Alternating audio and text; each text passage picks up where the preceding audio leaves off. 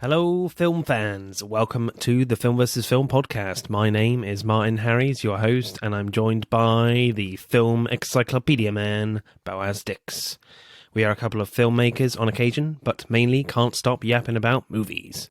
On this podcast, every episode we pick a topic from a film that's coming out at the cinema or on VOD.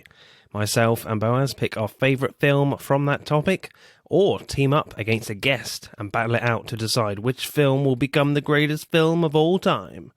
If you enjoy this podcast, please leave us a 5-star review and subscribe. Please enjoy part 1.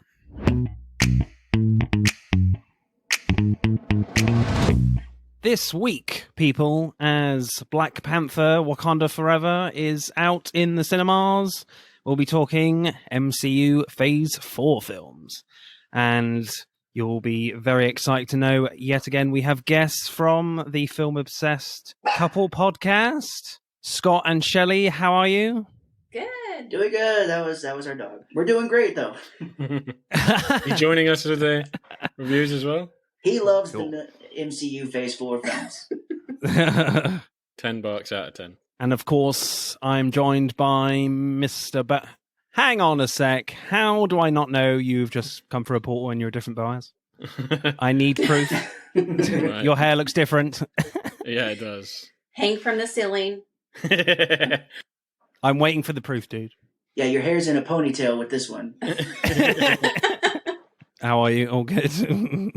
Yeah, I'm good. Good. So, guys, Scott and Shelley, tell us about your podcast. Yeah, we are the Film Obsessed Couple, like you said. I'm Shelley. Over there, Scott. And I'm Scott. Hello. Yeah, right. We review movies, but we have like two different perspectives. Like Scott's more analytical. He's like gets in. He knows like the different characters and the screenshots, and I talk more from the heart.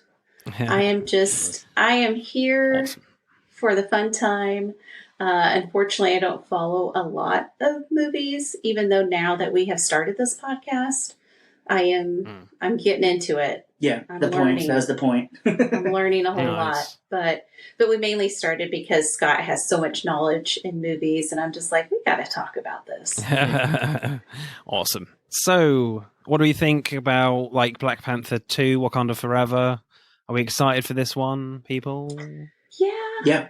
Yeah, I'm pretty excited. I just, who do you think the new Black Panther is? Well, it's obviously Shuri, but they just Yeah. haven't told us officially yet. But Yeah, I think that's probably the safest bet. Yeah, I was kind of hoping it was Lupita. yeah, because she's got like the dots on her face, and the physique is very female. Yeah. So yeah, I don't understand why they're not. There's in like the latest trailer that she has mild spoilers, but she has like the repulsor thingies, the gauntlet. Energy gauntlet things that she had here. Oh, the wrist guns, yeah. So I don't really understand why they haven't really told us yet, but because it won't be a surprise. I have a theory, which it might probably be wrong, but I think would be more interesting, of what if it's like several members of the cast are Oh, yeah. like interchangeable Yeah. Black Panthers. I think that would be kind of cool. Like they all sort of assume the mantle. I thought that would be a cool idea, and that might be why he wouldn't reveal it. But if it does turn out to just be Shuri, which it does seem very obvious, there's no point not to put that in the marketing. Yeah. So I'm thinking maybe they don't put that in the marketing because it's a different Black Panther in some of the shots. So that's just my theory. Yeah, I was kind of hoping for Lupita Nyong'o's character, just because I'm a big fan of hers, and I thought she would have been great, kind of, maybe in my mind, like the next in line being Black Panther's kind of wife, love interest. That'd be cool if she took over. So, Yeah. but maybe they are messing with us. Maybe somebody else becomes Black Panther than Shuri. But Eric is coming back, Yeah. right? Michael B. Jordan, Yeah. supposedly, yeah. Really? Oh, okay. Yeah, Michael B. Jordan, I heard, has been seen, so that they reckon he's gonna play some part in the film. Which, if you asked me when Black Panther got announced, huge fan of Ryan Coogler. I love Fruitville Station and Creed, and I listened. Of course, you guys did that for episodes, but when they did that, I was like, "Oh, Ryan Coogler's doing it. Michael B. Jordan's got to be Black Panther."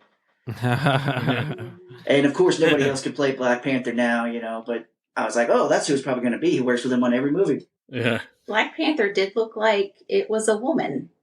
In this one, yeah. Yeah. Mhm. Sure. Unless it's just a guy that has big pecs. I don't.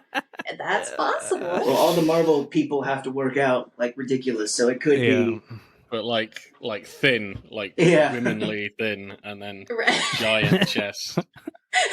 Yeah, that would look kind of odd, I think, for a Yes. yeah Hollywood muscle physique. Yeah. Yeah. Just no six pack, just giant pecs. I'm guessing like Michael B. Jordan will come back in like the Wakanda's heaven Ancestral plane. ancestral plane. Yeah. Yeah. That's my guess, I guess. Right. Yeah, I heard spoilers, I guess, but Chadwick Boseman maybe was supposed to do that, but of course, since his passing, they're maybe going to have Michael B. Jordan or Eric maybe do that as well. It stinks. I would have loved to have seen what they would have done with it. I mean, sure, probably would have just been Black Panther versus Namor if he had lived, but I'm glad at least we're still getting another one. Yeah, it's going to be an emotional watch for sure. Yeah. Namor is in this film. Very interesting. Like how they make his character work in this film will be fascinating. It seems like they're keeping like the wings on the ankles and they are making him fly still. Yes, a very historical character from like 1939, I believe. It's interesting they waited this long to introduce him. Yeah, he does have connection with Wakanda in the comics, so it makes sense for him to come, make his first appearance in this film. So yeah, interesting. Whether he like stays as the main villain, I'm not sure. Whether he like teams up with Wakanda at the end, kind of thing, as a lot of these kind of films do. Yeah, I don't know, but what do you guys think about Namor? I'm interested to see. We will discuss a little bit of this as well when we get into Spider-Man, but I don't think most of the villains in Marvel movies can be bad now these days. Yeah. So I think he will team up with him at the end. I didn't read too much stuff with Namor. I used to read Marvel comics all the time and then just kind of got overwhelmed when I had to do other things, but I know he's kind of related to the Fantastic Four with Sue Storm. I think he had kind of a relationship or tried to steal her at some point, but yeah, I'm excited. What do you think of him? You saw him flying in those little wing booties? Yeah, that's pretty much that. Wing booties. That's exactly what I thought. I was like, wow, I wish I had some of that. That's what I thought. Yeah, I quite like this sort of Mesoamerican, Mayan sort of look. Yeah, I wonder they had to probably change all that. Yeah, I think they've changed it from like he's no longer in Atlantis to he's in some other different kingdom that's more Central American inspired. Probably to just make a huge difference between them and him and Aquaman. Aquaman got there first, so... I was going to say it'd be pretty funny if you see him down there in his Atlantis and Jason Momoa is like on another side. Yeah. Two thrones. Yeah, what do you mean you're king of Atlantis? What the hell are you talking about? Yeah. So, should we go with our pick then first, Boaz? So, I think it was kind of an easy choice for us as you're kind of a massive Spider-Man nerd. So, yeah. So we went with Spider-Man No Way Home. I mean, other films in contention, Black Widow for me, I'm a bit mixed on that. I think it falls into the trap of like she should have been killed like many times in some of the action scenes. And like she seems pretty invincible in that. But Yelena, played by Florence Pugh, is awesome. Definitely one of the best new characters in the MCU. Eternals. I think we're fans of Eternals, me and Boaz. I do like that one. Kind of the twists and turns in that I quite enjoy. It's kind of weird. Like a lot of the critics were just kind of waiting to, like, for me anyway, waiting to attack that film. I don't know. It was strange, but I enjoy it. Other ones. Oh, Shang-Chi. Yeah, I really like that one. A bit, I don't know. It felt a little messy at the end, like with the CGI going a bit crazy, but some of the action scenes in that were amazing. And then Thor: Love and Thunder was, well, it was okay. It was fine. I have a lot of issues with that one, and we have done the spoiler special on that, so you can hear more of our thoughts on that. But yeah, I think a lot of jokes in that. Many of them don't land. A lot of them do land. but some great action scenes in there. But we ultimately went with Spider-Man No Way Home, which I think is just one of the most joyous experiences in a cinema, even though you kind of know deep down that the other two Spider-Men were going to be in it, even though it wasn't official, but it was pretty insane, that film. So what happens in Spider-Man No Way Home, Bowers? It begins like straight after Far From Home, where Peter Parker's identity has been revealed to the world. His identity as Spider-Man. He's been blamed for all of Mysterio's criminal activity. Even though he like wins the court case, the whole country is against him. And it starts to affect his friends and family as well. Specifically, MJ and Ned, who don't get into college because of their association with Peter and him being Spider-Man. So he decides to contact Doctor Strange to try and come up with a spell that will wipe everybody's memory of him being, Spider-Man. He does the spell, but Peter won't shut the hell up during it. He keeps wanting to make additions to the spell, and the spell doesn't work, and it instead brings many characters from the previous continuity Spider-Man movies, the Sam Raimi Spider-Man movies and the Amazing Spider-Man movies, into the MCU. So he has to, team up with two other Spider-Men to, fight these guys and send them home. Cool. So, Scott and Shelley, what were your initial reactions with this one? It's great. Yeah, we watched it in the theater. It was great to just see kind of it all come together. There's always this continuity issue of like, well, I guess these other Spider-Men are just their own movies. They don't really relate to where we're at. So it's very cool to see them all come together now under one. Yeah, and I became emotionally invested. Yeah. Like, really loved the characters. And towards the end, just cried. Yeah. Oh, I just cried. I couldn't help it. So I have tissues next to my chair at home, and that's what I use them for, is when I cry at movies. Yeah, same. Yeah, she gets so invested, and even if we're watching something again, I'm like, oh, something's coming up, and I look at her, and she's like, yes, I'm crying. But that's the great thing, is that, me, I'm over there like, that shot didn't really work, or that guy in the back was smiling, or whatever, and she's just like, Peter has to say goodbye to his friends. Yeah. Which is great. It reminds me to be like, well, don't be so cynical about these movies. I'm a bit like you, Shelley. I am a crier. I did shed a few tears at a few moments in this film. But Boaz, you have no soul, do you? So, Same. You don't cry at anything. Yeah, it's just a black pit of emptiness and despair. Yes. So, directing then, like the first proper action scene between Spider-Man and Doc Ock on the bridge is really well accomplished for me. There's a great rhythm to it, such great subtle speed ramping combinations with creative shots. There's a great one where Doc Ock is lifting up one of those giant pipes, and you can see Doc Ock through the pipe when it slows as he's throwing it. It's just a really great use of environments. Yeah. They're fighting on road signs. Doc Ock tries to use the helicopter to kill Spider-Man, and they end up under the bridge. The whole fight, you felt like this is really tough for Spider-Man, and that they are really evenly matched. Yeah. Yes, the Bluetooth tech saves him, but I thought it was funny and kind of cute and creative, to be honest. I quite enjoyed that. Yeah, I also think it's quite awesome that in so many of the Tom Holland ones, they introduced that whole Iron Spider thing, and it has, the 4 legs, and he's never met Dr. Octopus, and they do that, they each fight with yeah. I just thought that was quite cool. It's like, oh yeah, of course you should do that. Yeah. I did write that down. I was like, yeah, he connects to Doc Ock's Wi-Fi. I guess he left it open without a password. Yeah, poor security on his arms, on his robotic arms. Well, he's coming from 2004, I guess. So yeah. So it makes sense. That should be the point in the film where they do a NordVPN commercial or something.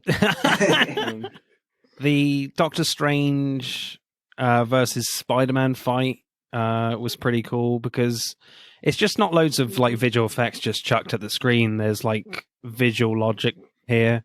When they're on the train, Strange creates lots of trains to turn Spider-Man upside down, so Spider-Man is falling infinitely in the portal so he can grab the box, but Spider-Man collides the mirrors with his webs while Strange is pulling at the box.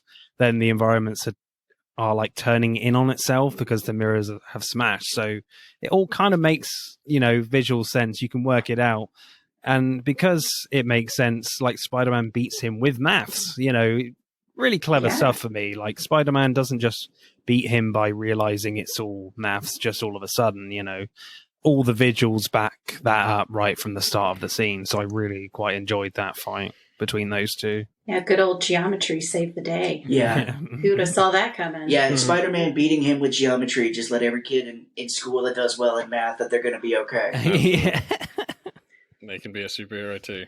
Study your geometry. That's all you need. Like in math. the Captain America video, I think it was in Spider-Man, where he's like, do well in school, kids. Yeah. It actually does save you. I love the scene as well, just before you see like Norman Osborn turn into the Goblin in the apartment, because Peter has this brilliant like fixed objective shot on his profile while he's like moving around as his Peter tingle is going off and the sound is all muffled because he's trying to work out where the danger is. That's great. But what's even better is a few scenes before, in its simplicity, where Otto is talking to Norman and he says, "How does it feel, Norman? No more darker half, just you." And the shot is just on Norman's back, just long enough to make you go, uh-oh. John Watts is obviously amazing at the complex action scenes, but also has a great understanding of like what, of what really simple shots can do in cinema. So I just really quite like that scene of just like, oh, hang on a minute. Something dodgy is about to happen, So just on that, holding that shot for just too long, that's natural, just made that for me. It's brilliant. Yeah, it's definitely very eerie when his spider sense goes off because he's just like, he's surrounded by these villains, which I was thinking about at this time, like, you think it would be going off all the time if he's surrounded by these guys, but I guess they're not trying to kill him, so it's not. But it's very eerie, the shot of it focusing on his face and him walking into the room like something's seriously wrong here and he doesn't know what it is. Because his spider sense is basically like figuring out physical threats, very physical ones, like things coming at him or whatever. But this is obviously a personality change. So he's like, hang on, this feels really weird. Something's not right in this room, Which Willem Dafoe does some great acting here, since it was good to watch it a second time now, because when all that's going on, kind of Aunt May leaves the room and then Willem Dafoe kind of slinks off into the little kitchen area. Like, if you watch him in the scene, he's doing some great acting there. Shelley, you got any other directing moments you like in this film? I really like it when Doctor Strange and Spider-Man, like you were saying, in the trains and stuff. Doctor Strange takes them to the mirror world, I guess is what it's called. Mm-hmm. Like all of that, the whole motions, like the world's being upside down. I thought that was really cool. Yeah, it's very cool. You mentioned it a little bit, but I love the whole portal, the infinite loop of him falling. Yeah, that was really cool. He gets out of it by grabbing the cape with his web, so he's kind of like anchoring himself in between. Very neat how they filmed that. Yeah. I think there's like brilliant variations of action in this film too, like the scene where Green Goblin and Spider-Man fight literally through apartment floors is really brutal and quite violent at times. And it's action we're not used to seeing in the Tom Holland Spider-Man films. Like, they're literally bashing each other through walls and floors. There's some web shooter creativity in there too, but a brutal move from Spider-Man where he kind of like flips him and forces him down, through a floor. That was pretty gnarly. Yeah, he body slams him. Yeah. And then when, the glider hits May, you're like, oh shit, that was the most brutal hit, because you do not see it coming at all. Yeah, I really like that scene actually, because it's just like, hang on, this is not supposed to be in a Tom Holland movie. Well, I feel like they've definitely worn on their sleeves like inspiration from the previous Spider-Man movies, the Maguire ones and the Andrew Garfield ones. And a lot of the fight scenes in there, like with Dr. Octopus and, his fight in the street, you know what I mean? One of his first fights with Dr. Octopus there.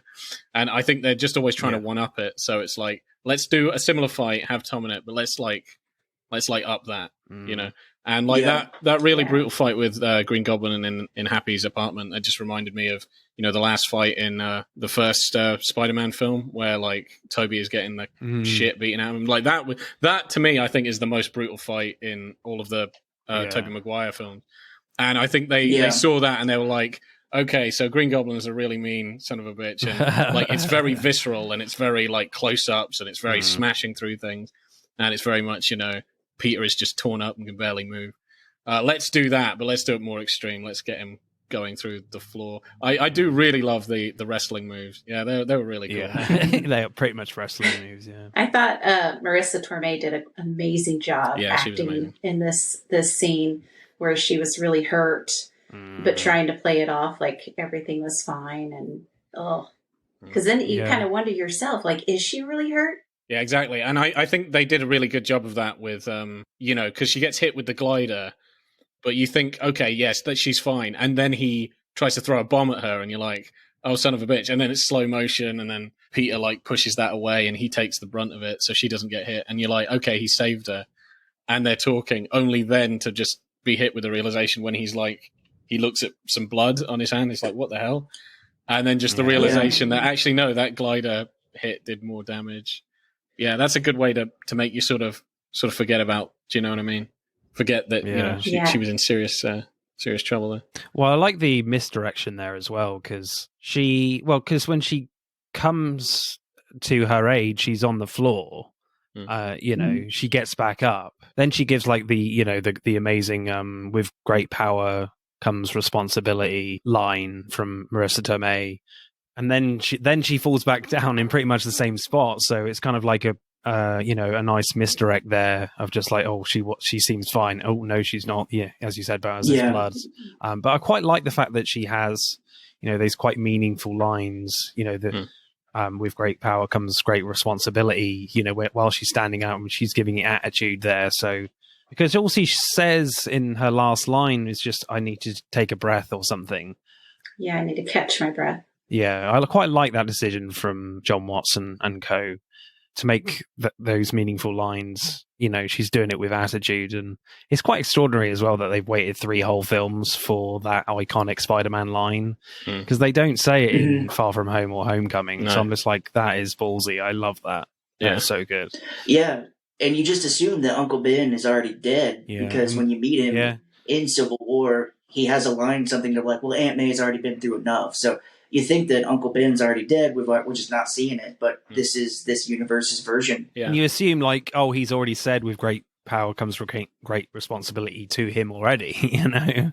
We just haven't seen it in these films yet. I love this wonderful comment with it where it was the assumption that it's like, you know, it's the third Tom Holland film, it's a continuation of his trilogy and stuff. But somebody was saying, like, you know, with the almost sort of retcon that, you know, because I suppose they never have mentioned Uncle Ben and they just kind of assumed, you know, the audience just assumed, because we've seen the story 2 other times, that his origin is the same as the other Spider-Man. But I think that omission, you can just say, you know, maybe, you know, he never had that moment, like ever. You know, maybe he just got superpowers and decided to be a superhero because it was the nice thing to do. But that he's having the same lesson. So I just like this wonderful quote by somebody who said, when you just kind of realize that, oh my God, like this film, it's the third film, but it's an origin story almost.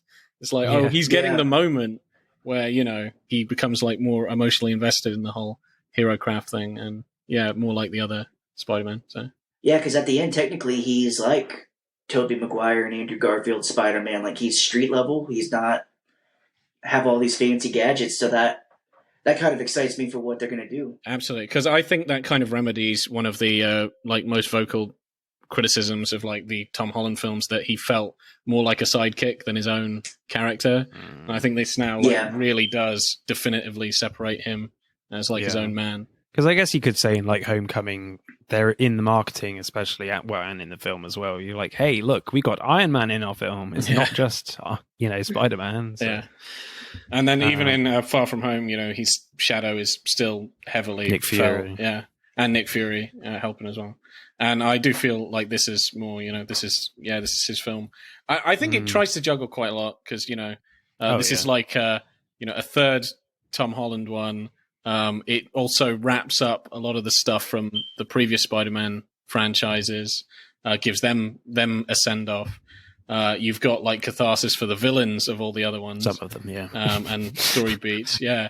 Some of them anyway. Yeah, and and it's kind of like an origin story, and it kind of rectifies many of the criticisms from like the Tom Holland movies. So I think it was quite an achievement as a script, I think. Oh yeah. When the portals open in Ned's house and you see Spider-Man take off his mask and it's Andrew Garfield, I remember watching that in the cinema and everyone gasping and whispering, "Oh my god!" Yeah. That's Andrew Garfield. Yeah. And I think when Tobey Maguire walks through someone near us, because we saw it together, didn't we, Boaz? Yeah, she started crying. Was that? Oh wow! No. That was nuts. There's someone behind. I can't remember if they were behind or in front of us, but they started. Yeah. Could hear. I was like, what? But I was like, it was emotional because it was like a terribly kept secret. I knew it was coming. I didn't know it was coming that early, so that was a good thing as well. Yeah. Like that was like halfway through the film. I thought it was gonna because there are too many films that they'll talk about some great character returning or whatever, and it's like snuck in the last 5 minutes of the movie or something. Yeah. But I was very surprised at how early like all the characters came back, and it was quite surprising.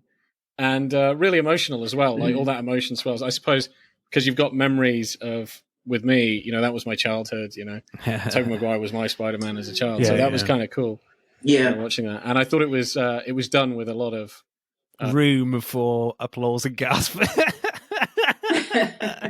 Because watching it now on Blu-ray, it's really weird when they walk through the portals. Because in my living room, it's quite quiet. So. Yeah. I'm just like, this is weird. Has the sound gone out somewhere in the movie? I don't know. Yeah. Well, it's great because Andrew Garfield, I think, had a gun to his head the whole time during the marketing. Because I think he how many times did he say he was not in this movie? Yeah, that was hilarious. He's like, no, I am not coming back as Spider-Man. Yeah. No, it's not happening. I remember. I think somebody. This was kind of a shit thing to do. Like somebody had. Taken a photo, you know what I mean? There was a leaked photo of him on set in the costume. They showed it to him on while he was on a panel show promoting a different movie. Oh, no. And they said, so you're not in the Spider-Man movie? Nope, absolutely not. He goes, isn't this you? He's like, nope, Photoshop. I don't know what the hell that is. Nice. Yeah. But you're holding a newspaper with today's date on it. Nope. Yeah. Yeah. Photoshop is damn good, people. This is a sworn affidavit. Amazing what you can do nowadays. Yeah, some of that stuff I don't understand because you want to be surprised, but these the rabid Marvel fans, and we have to be careful what we say on here. Reddit will come to our houses, but yeah, it's just you want to be surprised, and I just assumed that they were going to be in it because you saw Doc Ock and you saw. Green Goblin, so logically you would just assume that they were in it, but be surprised. We can't today. If we don't watch a show the night it airs, the next morning it'll just be such and such happened. Well, great. Yeah. What was that experience like for you then, Shelley? Were you gobsmacked when they walked through, or were you like, meh, it's only two other ones? I was the one crying behind Boaz in the theater. All right. That was me, actually. So flew all the way to London. Or where do we sit? Southampton. Yeah. Just for that one movie, and then I flew right back. So I was really tired. I wondered where you went. Yeah. She's like, I'm seeing Spider-Man. Like, oh, cool. Can I come? She's like, in London. No, I'll be back in a week. I don't know. So, favorite scenes, people? It's got to be the end, right? On the Statue of Liberty. What's not to love about that last action scene? It's so impressive from John Watts. He has to juggle so many things and characters. Doc Ock has to come back at some point. Doctor Strange has to come back at some point. You want to keep MJ and Ned involved in the action, and Zendaya is brilliant with her comedy. We're just going to close the portal. Yeah. I love that. That's great. I love that fact that the best moment by far is when the three Spider-Men are swinging together is earned, because the first time they work together, they're not very good. They're they clothesline each other, and the villains are owning them. Then the great joke about the Avengers. Then they work together brilliantly. Like the direction is so fluid and fast, yet really clear, even though it's at night. You know exactly what's happening. Then when it's just Holland and Willem Dafoe at the end, they keep that brutal action tone again, which we saw earlier in the movie, which I loved, which is probably one of my favorite action scenes, to be honest, because it's just not what you're used to from Tom Holland at all. And some really cool moves where he like flips him over his shoulder. Again, that was awesome. What are some of our favorite moments in that last battle? Yeah, I think definitely. I think the triple swinging part for me, where they were all swinging together, is like one of my favorite moments in cinema. You know, so I constantly rewatch that section. Yeah, I think in the trailer they edited that out. I think there's a shot where you see Tom Holland Spider-Man swinging, and it's just him. But in the movie, it's the other two. He lands and stuff. Yeah. But I just love that because, like, they just swing across. And it's just, you know, they're swinging in the same styles as their respective movies. So it's not, like, out of character, you know. And then I even love that where they swing onto Tom and he, like, pulls them forward. It's just amazing. And then they land in sort of movie sequential order. You know, like, I just thought that was just great. It's like, you know, time be Andrew, Tom. I just love that bit. Love it. Yeah, I love it when MJ falls. Oh, yeah. And then Tom tries to get her. Yeah. And then I don't remember who pulls them away, but one of them did. Yeah, Green Goblin like smacks into him. Yeah. Yeah, and then Andrew comes down and saves MJ where he couldn't save his MJ. So yes, I cried. Yeah, I was a bit teary too. His and Gwen. Oh, was it Gwen? Okay, my bad. See, I think that was absolutely brilliant. I think the film works even if you just watch that film because just of how everything's paced and the suspense of all the key action scenes are done well. They're done how you would imagine. And there's like story reasons like they'll refer to previously, and then there's a payoff in this film. But I think there's an even bigger payoff if you invested in just the Spider-Man films. If you had watched all the other ones growing up. Then you can be like, oh my God, you know, reference to this, reference to that. Yeah. Payoff for this, payoff for that. You're like, oh man. So, you know, I remember when Tom was saying, like, this is like, you know, the end game just for Spider-Man fans. And, you know, it pretty much is. So I love the whole, like, interaction between the Spider-Man. Like, that you get, like you were saying, you get closure for things that happen. Like, unfortunately, Andrew Garfield's universe seems pretty dark. He says, you know, he got depressed and started, you know, being rageful and stopped pulling his punches. But it is nice, just little drops of hints. Like Tobey Maguire is like, oh, well, you know, my MJ, it's complicated. And you're like, well, they didn't work it out. Or maybe they are trying to work it out. But that whole scene where they're talking before the battle is great. And they're popping each other's backs. And then I do believe it is, at least it was all over the internet, but I do believe it is an improvised line where Garfield says he loves them. That's a nice little line because you're like, these guys have all been pretty lonely except for, you know, they don't really, no one else knows what it's really like to be Spider-Man except these guys. So they're kind of like together finally.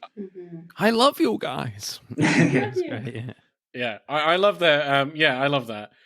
You know, what was it? I was watching it with I watched it again with another friend of mine, and he was like, you know, he felt bad for Andrew because he was like, they never said they love him back. They were just like, thanks. You know, Maguire says he's amazing many times. So yeah. I do actually like the pre-fight pep talk, just because like they're getting to know each other because you know they do have differences and you know their arcs have been a bit different, and I just like them filling each other in on their past, but making it really entertaining and quite funny. I do like what they did with Tobey Maguire, making him the elder statesman, where he's all like, "No, you're great," and you know he's been through this. And probably my favorite scene of the ending is when he stops Tom Holland from stabbing Green Goblin. But I do like it. They even make a joke where he's like, "Are you going to be dressed like a cool youth pastor going into battle?" But it is funny how, because he's the oldest of them, but they do make him kind of like the wiser one of them and, you know, giving good advice. Yeah. I do feel like his suit is a tad padded, though, but, you know, it's fine. So, Scott and Shelley, what is your directing score for Spider-Man No Way Home? Oh, my gosh. Well, this may hurt us in the fight here in movies, but I would have to say a 10. 10? Like, I loved it. Wow, that's pretty cool. Doctor Strange was an 11. Broke the meter. I mean, it's great. I mean, it's absolutely great. And I can speak to why we chose Doctor Strange here in a bit, but I love this movie. It's great to see everybody, and the directing is very great too. So yeah, I'll have to say a 10. Unfortunately, they didn't Spinal Tap this shit in Doctor Strange. So, so Boaz, what should we go with for directing score? I think 9 still, because like John Watts has to juggle so much. Yeah. And make it interesting and, you know, suspenseful and like bringing back two of the Spider-Man. You got 5 villains, and yet the whole film is still driven by Spider-Man himself. It's so much to juggle, and I think one of the things that's an amazing accomplishment of this film being like the third, you know, because it's essentially like you know, a third Tobey Maguire film, a fourth Tobey Maguire film, a third Andrew Garfield film, and a third Tom Holland film. As well as kind of like, you know, Doctor Strange is in it quite a lot. Yeah. And it makes me think like all the other previous ones, it might be like posturing, but it's like the biggest complaint for like Spider-Man 3 is for Tobey's one, they put too many villains and they didn't know how to juggle them. Yeah. The biggest criticism I've always heard for, and I believe for Amazing Spider-Man 2, is there were too many villains in the Andrew Garfield film. And then he's just like, yeah, screw you guys, I'll show you how it's done. I'll take all your villains that you introduced, and I'm just gonna handle a huge cast, and it's gonna work. What's amazing as well is that I feel like they kept the core characters of Peter Parker, Tom Holland's one, Ned, and MJ, Zendaya's MJ, like right at the heart of this film still, which I absolutely loved as well. Balancing all those elements is just such an achievement. So I'm not sure I'd go 10, but pretty high still, like a 9.5. Yeah, sure. Screenplay then, people. So some of the villains don't really need to be in this film, though, for me. The lizard. Yeah, the lizard. I was going to say that. Like, the whole driving force for this film is Peter preventing them from dying when they go back to their world. But Sandman and the lizard don't die in their movies. You know, the lizard doesn't die and gets cured in his film. Yeah. Sandman has no beef with Spider-Man at the end of Spider-Man 3. So it just feels like they're making up the numbers. But in the end, I didn't really care because the action was so good at the end. So they make up for it a little bit. But yeah, when you look at it, you know, in some detail, it's like, why are you guys here? I don't know whether they could have just maybe brought in some other, maybe new villains, brand new ones. I don't know, but no, there's a lot, and I thought it moved pretty swiftly, but also a lot of detail. Like you couldn't tell, like what it was, 2.5 hour movie.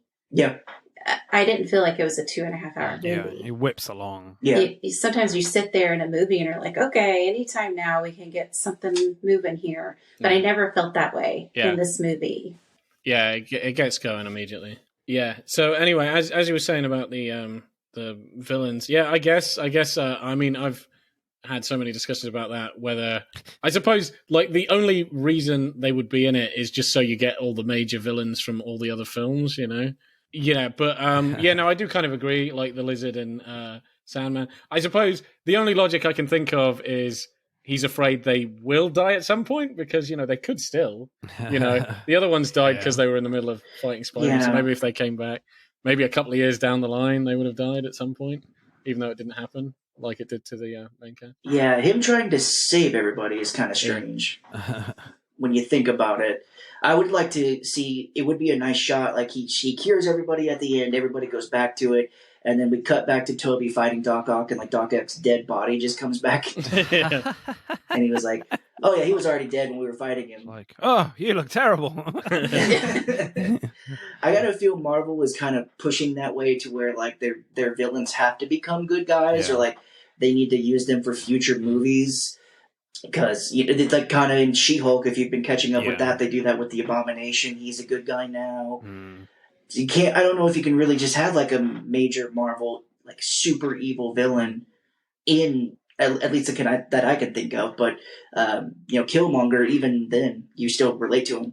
Well, I think in this one, like Green Goblin does a great job of filling that, you know, pure evil villain, because he's very much the last villain. for that showdown that doesn't have really any good in him at all. Well, yeah, apart from Norman. Norman is there, but like it's very much a split personality thing going on, whereas you know, the other villains have one personality, but there's you know, some good in them a little bit. I just wish they changed the design of the lizard, though. I mean, come on, it's just so bad. I don't like it. Well, I think especially because I think they did a good job of like revamping a lot of the other designs. Yeah, like Electro. Electro looks awesome. Yes. Like Electro looks way better than he did in the Amazing Spider-Man films. Yeah. And I also like the new design for the Green Goblin, where he's got the hood and, you know, the purple and the green and all that shit. I thought that was good. That was brilliant. Yeah. So a lot of the older characters, they do come with new designs. But yeah, the lizard is one where, you know, the original design was terrible and they didn't really do anything with that. So. Yeah, I mean, him with his lab coat on in the comics and stuff, it's been a long time since I've seen The Amazing Spider-Man, but I think he has that same look with the lab coat on while he's as a lizard. But I do like Electro with the electricity making his like lightning bolt mask. You catch it a few times.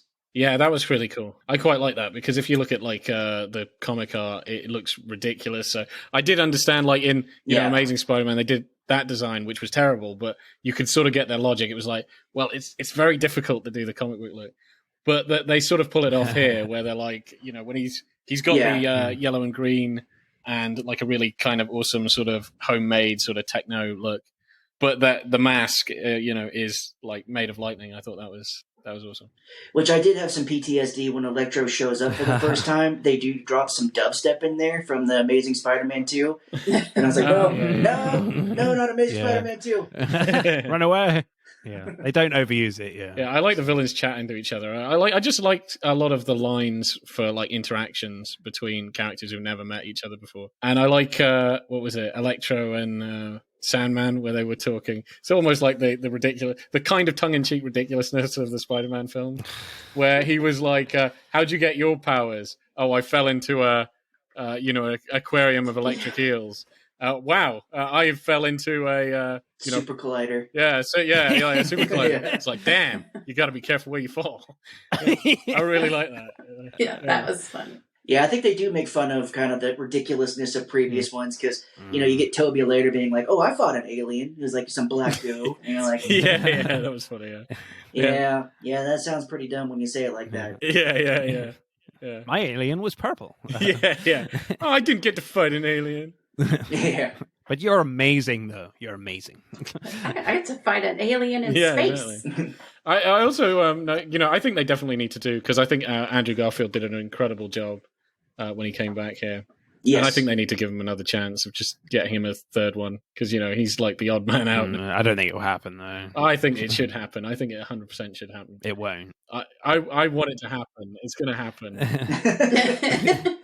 Because one, they've all got a trilogy except him. You know, and even though they were saying, and I would love the plot to be, you know, he's like, I never got to fight an alien. Get him to fight an alien. Get him to fight two aliens. And then he's also the only one who's never fought on a train. All the other ones have fought on top of trains. He never fought on a train. You could do that as well. Yeah, I think that shows the writing, because like in this one, he is great. But then when you watch, I mean, Amazing Spider-Man's okay, but with like that second one is kind of a train wreck. But this one, he's like, you actually care about him, you relate to him, and he's a lot less annoying. You feel bad for him. I mean, I do love how like emotionally all over the place Peter Parker is in this film. He's got like so much going on. Like the whole world literally knows who he is, and half the world thinks he's a murderer. You know, he's trying to protect his family and his friends from the press. He just wants to have a few moments alone with MJ, and of course applying for a college. And when they all don't get in because of Spider-Man, MJ and Ned say, "You know what? I wouldn't change anything." And Peter Parker is not listening to them at all because he's so guilty in that moment. Yeah. Then he has like the light bulb moment of Doctor Strange filling his head. And yet if he listened to his friends, he would be fine. And his friends would still know him by the end of the movie. So I love how the film like draws all these emotions out from Peter Parker to drive the story. It's just so refreshing to see like Peter Parker creating the plot for this story, and it's not just the villains doing it. Yeah, he's not just reacting. In fact, you know, he makes a lot of important decisions in the plot. So one is, you know, to He gets the ball rolling for asking for the spell. Yeah. He's the one who fucks up the spell. It's not Doctor Strange. He constantly fucks it up. So he's proactive there. He also like puts all of the apart from the lizard and what have you, like puts all the villains in their cage. And then he's the one that decides to save them because they were going to just go. Like the plot was going to finish. He's the one that decides to save them, and he's the one that cures them. He's an incredibly proactive hero, and I like that because I think that's good writing for a hero because there are way too many like just reactive heroes that they just kind of like the villains are moving everything or other characters are, and I think that's pretty cool to have him like mature enough to keep the plot going. He's favorite lines, people? I've written down so many. What are some of our favorite lines? I think just a simple one near the start. Dude. yeah, when Zendaya is just left on the top of the bridge. Kind of going back to the Andrew Garfield part, I love when they're giving Spider designations out. He's like, Spider-Man 1, Spider-Man 2, and he's like, Spider-Man 3. yeah. Like he's just not happy about it. Yeah, that was funny. Yeah, when Spider-Man takes off with the box with Doctor Strange, and then Doctor Strange says, "This is why I don't have kids." Yeah. And I'm like, I relate. I like that one where he's like, I don't want to make a big deal, but I was in the Avengers. What is that? Were you in a band? Is that a band? What? Yeah. Yeah, there is a pause where he's like, that's great. Yeah. What is that? Yeah. There's some great ones from Ned. Spider-Man's Peter Parker starts off saying, they have crime in Boston, right? Yeah, they do. Ned's like, yeah, wicked crime. Wicked. But I think my favorite one is when Andrew Garfield has just come through the portal and Zendaya wants proof that he's Spider-Man. And Zendaya throws bread at him and he just says, I have the tingle thing, but not just for bread. Yeah, and then the line at the end where Garfield is propping Tobey Maguire up and he's like, you're in so much pain, aren't you? He's like, yes, I am. Yeah, I like that. Yeah. Yeah, I like the bit where after Toby's been stabbed and they're comforting him and he's like, am I dying? No, there are people in the sky. That's really happening. Does it come out of your wrists or does it come out of anywhere else? Oh, yeah, that's a good one. I'm like, ew. Yeah, because for some reason at the time that was a huge controversy that it was coming out of his wrists. I was thinking, is he a unicorn? And it comes out, his rear end. If he was an anatomically correct spider, it should come out of his ass. Yeah, it would. Right? That would not look good No. in a movie. Different kind of movie, maybe. Yeah, but a real thick Tobey Maguire. Yeah, you got webbed up by Spider-Man and it just smells really bad. Yeah. You got David Cronenberg Spider-Man. What was another line? I was going to say I quite like the line where they've got Dr. Octopus, and she was like, do you want some water? And he's like, yeah, certainly. And, she was like, fresh water or salt. He's like, what? He's like, because you're an octopus. Yeah. What? That was quite funny. So good. Are you guys going to stare at me like I ain't butt-ass naked? Yes. All right. And Sandman's like, I am. Yeah. Yeah, that was funny. Norman's on sabbatical, honey. Yeah, which I had to look it up. I think they de-aged a few of them with CGI, but I couldn't find anything with Willem Dafoe. Yeah, I think the one I know that they definitely de-aged, but I think it looks fantastic, the de-aging, is Alfred Molina as Dr. Octopus. Doc Ock, yeah. He looks great. He was de-aged through the whole thing, but he looks incredible. He looks how he did, in Spider-Man 2. So there was one scene where the CGI looked a bit off. Like they looked like they were standing in front of a screen or something. I'm just trying to remember what scene that was. But yeah, there was some bits in the early parts of the film where I was like, this looks a bit off. And I would think also, actually, here's one that definitely comes to mind. When Green Goblin's in his suit and he bashes that thing, like that all didn't look quite real. But apart from like really small scenes like that, which I suppose are just filler scenes that they just had to shove in, probably did at the last minute. Like most of the really big stuff looks incredible. It just looks really, really good. So I have like very Yeah. small gripes. There is a scene when Spider-Man, they're fighting in the apartment and Green Goblin knocks him out and he falls backwards but pulls himself back by webbing him and pulling himself through the window. Yeah, I don't know why I caught it this time, but Willem Dafoe, it looks like it's a Willem Dafoe dummy while he's pulling himself. I was like, did you see that? I have noticed that, yeah. The face of that Willem Dafoe, you're like, that, what the fuck? It was just a flash, too. Yeah. I didn't notice it, but I was like, oh. I didn't notice anything. Like, they'll be looking at Spider-Man. They're not going to look at this horrific Willem Dafoe. Yeah. So, but the point I'm making, there are still, like, little hiccups, but okay. But I think the effect, just how massive the film is and how much CGI is in it, and all of the parts where it's important and essential. And I think, like, 99% of the time, it looks great. Screenplay score, Scott and Shelley, what are you going for? 8.5. 8.5. Yeah, I would agree with that. And you guys have said it and said it a lot better, but yeah, just the juggling of everything. The script was actually written by a guy who wrote for American Dad, the show back in the day. So that's crazy. It's surprising that this would be such a great screenplay. But like you've made all the points that show that this is like a great screenplay. Some things, you're kind of like, if you think about it too long, it doesn't really make sense. But you go with it. But I mean, the script goes at such a pace that you don't have time to think about all these things. Yeah, true. You don't really have time to think about it at the time. And yet it doesn't feel rushed either. It just strikes an incredible balance. Right. So, like 8.9 bars? Yeah. 8.7? Oh, Jesus. I have issues with Lizard and Sandman, but yeah, I personally, I can see the Lizard, and I didn't really mind Sandman. I thought, that they kept on the characterization from the previous ones. I thought that was all right. He wasn't as an essential villain, but he's a cool spectacle. I think Sandman is a really cool spectacle. He's a giant sand guy. Yeah, that looks cool. Looked great at the end. Yeah. Well, that's So. I would say, one thing that I have, always kind of annoys me about the script, but is not so much a problem. It's just like how quickly he comes to the realization of like, I'll use magic to sort this out. It does seem like pretty extreme. Well, Doctor Strange says himself that like you came to me before actually trying to phone the university or whatever. What? Yeah. So, I mean, and it's one of those things like, even when the trailers were announced and, that was how it was, the multiverse film was going to happen. It's just, he asks Doctor Strange to do a spell. I always felt like, wow, that is just like a really extreme thing to ask somebody to get the ball rolling. Yeah.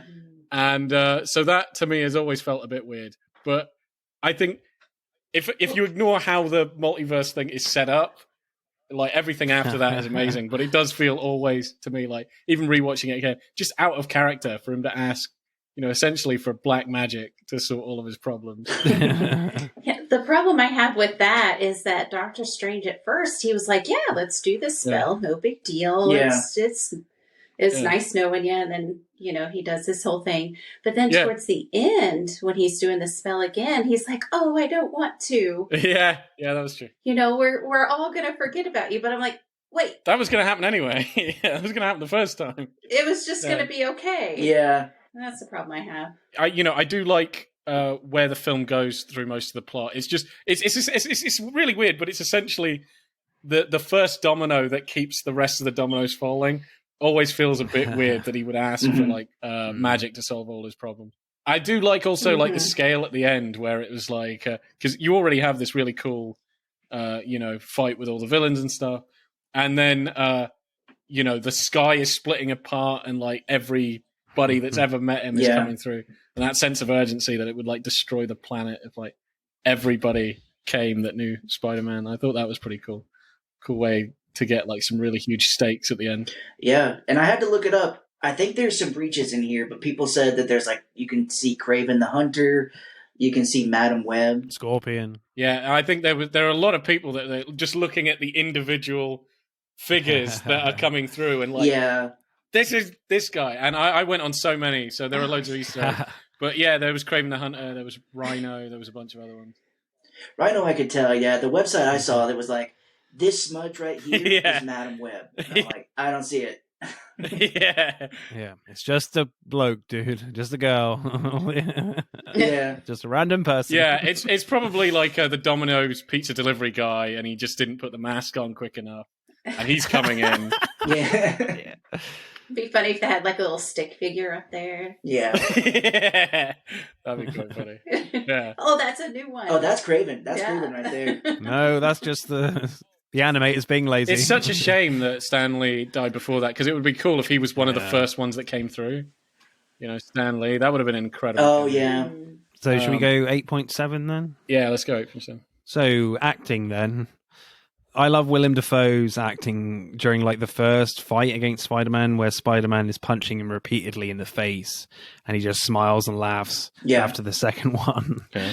And just before he leaves on the glider, he looks at May just with his eyes on the ground, and then looks back at Peter, and then throws the pumpkin grenade. Just so good and evil. You don't need a mask when you've got William Dafoe's face. Yeah. Frankly. So, Yeah. Which, did you see the mask that they were originally going to go for in the first Spider-Man movie? Yeah, I did see that. That was incredible. That's amazing. It's like practical. Like it really did move all the facial and muscle structures, and it looked like just a goblin face, but Ooh. it's smile and move, and he could move it with his face. But yeah, they didn't go for that. Yeah, they too didn't- terrifying. Thank God. Yeah. They cast Willem Dafoe, and they're like, well, that's better than anything we can do. Yeah. Yeah, when he takes it off, you're like, put the damn mask back on. Yeah. It's too scary. Yeah, he's just standing there, and some executive's like, this is great. He looks great as the Green Goblin. It's like, he's not wearing a mask yet. The prosthetic guys did a damn good job. You know? It's like, that's just my face. What the hell? Did you hear what he did in this film to make his Green Goblin self look creepier? Because he is just creepier. That when he's Norman Osborn, he actually has straighter teeth. He has fake teeth. Oh, So yeah. they're straight and white. But when he's the Green Goblin, he takes those out, and those are his natural teeth. They're all like fucking horrible and crooked. You know, Oh, yeah. Wow. you know, because he's a weird looking guy. So I think that's funny. When he's being Norman Osborn, he puts stuff in his face to look kinder, and then takes that shit out to look insane. You know, it's kind of funny. Yeah. The first time I saw the scene on the roof with the three Spider-Men pouring out their emotions, I thought, this is too much. They're over-egging the pudding a bit here. It's going on for too long. But the more I watch it, it gets better and better for me. It's spot on with like the acting, in my opinion. Like, I think Tom Holland is the best actor here. He's brilliant at the start, where he does not care at all that two other Spider-Men have just landed on the roof. He's like, I don't care who you guys are. I'm going to kill Norman. No. Then when they get into Yeah. talking about their losses, it hits you emotionally because the acting is just so good, and Garfield is probably better than Maguire for me. But the moment when Holland says with great power, and then you have like a fast push in on Maguire and finishes the line, comes great responsibility. I'm gone. You know, seeing Maguire blabbing, I'm gone. You know, I absolutely love the fact that we have to wait 3 films, as I said before, to hear that emotional line. Did that work for you, Shelley? Were you gone as well in those emotional moments? I was like, because just the thought of losing somebody that you are close and that you love, it's just an emotional time. So them talking about it and having that connection, yeah, it really. I don't know that I cried, but I did tear up. Yeah, I teared up a little bit. Boaz, nothing? I laughed. Nothing there? Laughed? Yes. I love misery. What? Oh, because your soul is so dark. Controlled by the dark hold. I just adore the scene near the end when Peter is planning to talk to MJ at the donut shop and to say who he really is. And Tom Holland is great, but he's kind of got the easy job here, looking heartbroken and recognizing that he knows her. But Zendaya is incredible in this scene for me. So she is so convincing that she has no idea who this guy is, and still keeping that connection with Ned as well. Plus, she brings this awkward tension of like, who the hell is this guy? But being polite as well to bring that balance in her performance. It just creates this incredible devastation that there's nothing there, you know, especially with the scene before on the Statue of Liberty when they're, you know, the music's going, they're embracing, it makes it worse. So a great performance from her, but after he leaves, she does this, hang on a sec, who is this guy kind of look? And I wish they didn't do that for me, just to reinforce the devastation feeling you got. But probably one of my favorite scenes, actually, that last one in the donut shop. It's just so devastating. You're like, oh, you know, did you guys feel that? Did that scene work for you? The ending, I thought it gave me hope. Yeah. Like when she was like, do I know you? Do I not know you? And I'm like, oh, this girl's going to figure it out. You know, next movie, she's got it. She's going to find him. Yeah, and when he is asking her about MIT, you can see that they're starting to connect again. She's like kind of opening back up to him because she's like, oh yeah, you know, going to MIT, you know, but then, you know, he just realizes that he can't because she'll get hurt again. I also like, you know, it's kind of a light bulb moment that Peter has to be like completely selfless, and if he really wants to protect everybody, that he has to put his heart and soul into this, like, and probably not try to, you know, reconnect with his friends. Like, he knows they're going to be happier and safer if they're not involved with him. You can't involve anybody else in this. And I do like when that clicks with him, when like, because he's trying to tell her and then sees like the gash on her head from like the last fight, and he's just like, oh Jesus, you know, I can't do this. Like, and I think to him, even though he's going to be in a more like lonelier, isolated road, he's going to feel better because none of his friends or family are ever going to get hurt again, and she's going to be fine even without him, you know. So his new apartment with his stained mattress, that really bothered me. That dirty bucket. I didn't like it. You've ruined this whole film for me now, Shelby. Oh God. You've ruined the soiled mattress man. Just put a mattress on it, or put a, you know, protector. Yeah, something. Some other little like acting moments I love is just Zendaya when Andrew Garfield comes through the portal. She does this like karate stance. She's just, again, like this brilliant, you know, awkward tension she brings to her comedy. Amazing. And when Charlie Cox as Daredevil arrives and catches the brick, and Tom Holland just keeps his eyes on him, like, how did you do that? I love that look Tom Holland gives. Yeah, very funny. Any other little acting moments you guys like? Yeah, the ending at like when they're standing at the Statue of Liberty is just heartbreaking. And I told Shelley when we were watching it, I'm like, how come Spider-Man just doesn't hang out there? Like, the spell's over. I guess we wouldn't have that heartbreaking ending, but I'd be like, I would have just stood there and be like, hey, this is weird. You probably don't remember me. But Shelley had a very good point when she's like, well, maybe it takes a minute. Yeah. It's like, I got to leave so you can get your memory wiped. But yeah, that whole scene is just so sad. And it would just look kind of weird as well. Just all of a sudden, Zendaya just looking at Tom like, yeah, who the hell are you? Yeah, I don't think it would have worked anyway. Favorite performance, Scott? Who are you going for? I wrote in my notes that Willem Dafoe, like, you couldn't have anybody else as the Green Goblin, but Marissa Tomei, I think she really killed it in that scene, because it's great, because when she's injured, she's talking to him, like, I think the first thing she says is like, are you okay? And he kind of, you know, he talks about himself or what's going on. It's kind of ironic. She killed it dying. Yeah. Yes, I did not mean that, but that's hilarious. Yeah, went out like a chain. You're a sick man. She was great in that scene. Yeah, she was great in that scene because you could tell that something is wrong with her still, but she's still concerned about him, and yeah, I thought that was probably the greatest. But I do love Willem Dafoe, and I think he kills it as well, and he kills Aunt May as well too. But probably Marissa Tomei's performance there at the end. I mean, I thought that was real. That felt pretty real. Boaz? Oh man, I think maybe I'll give it to Tom Holland. But you know, the cast is phenomenal. I have to agree with Scott and say Marissa Tomei, but I like the connection she has with Tom, Spider-Man, because like when he traps the Green Goblin, and Marissa Tomei kind of goes in the back. Like, they just look at each other. Yeah. And you know what they're saying. Yeah, Like, he's like, I'm going to distract him. You go back and get whatever serum or whatever, and then get out of here.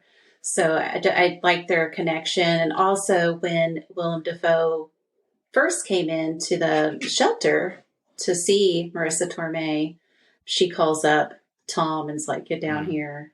There's this crazy guy here. But she's just so caring and loving, and I thought they worked well together.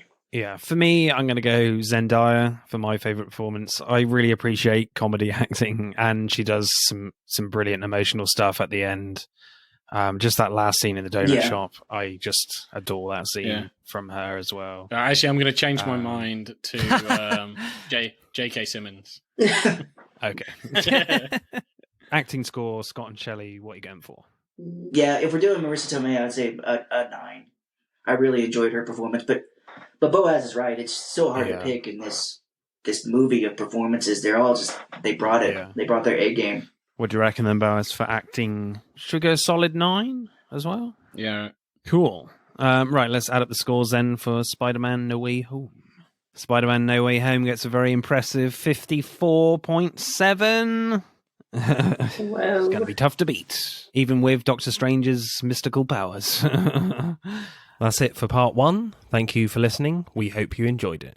Check out part 2 to see who wins. But don't stop there. Get involved and tell us what your favourite films are relating to the episodes.